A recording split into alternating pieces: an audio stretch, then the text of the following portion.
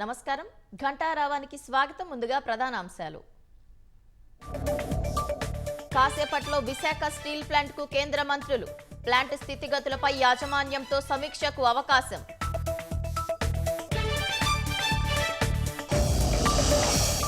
రాష్ట్రంలో వాట్సాప్ ద్వారా పౌర సేవలు లాంఛనంగా ప్రారంభించనున్న మంత్రి లోకేష్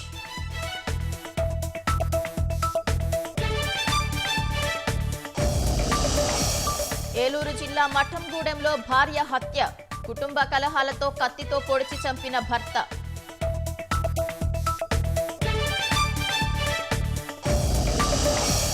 రాజ్ఘాట్ వద్ద గాంధీకి రాష్ట్రపతి ప్రధాని నివాళులు మహాత్ముడి బోధనలు అనుసరణీయమన్న సీఎం చంద్రబాబు